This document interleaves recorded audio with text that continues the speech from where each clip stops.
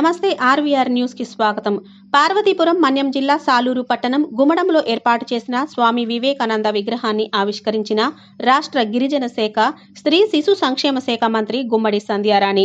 ప్రజలందరూ దైవ స్వరూపులే అని, ప్రజలకు సేవ చేస్తే దేవునికి సేవ చేసినట్లేనని స్వామి వివేకానంద అన్నారని, రామకృష్ణ పరమహంస అనే మిషన్ ఏర్పాటు చేసి ఆ మిషన్ ద్వారా ప్రజలకు అనేక సేవలు అందించారని మంత్రి కొనియాడారు. ఈ కార్యక్రమంలో వివేకానంద యువజన సంఘం సభ్యులు, టీచర్లు, ప్రజలు పాల్గొన్నారు.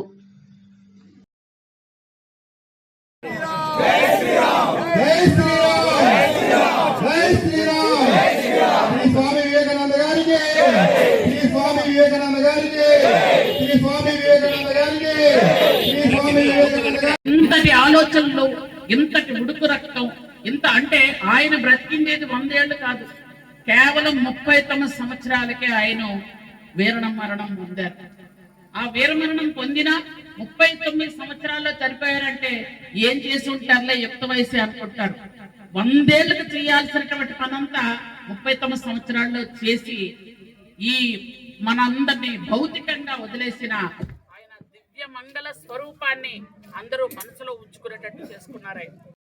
ఎందుకంటే చాలా చెప్పారు, కానీ అందులో నాకు బాగా నచ్చింది ఏమిటి అని అంటే, ప్రజలందరూ దైవ స్వరూపులే కాబట్టి ప్రజలకు సేవ చేస్తే దేవుడికి సేవ చేసినట్టే అని ఆ మహానుభావుడు చెప్పాడు.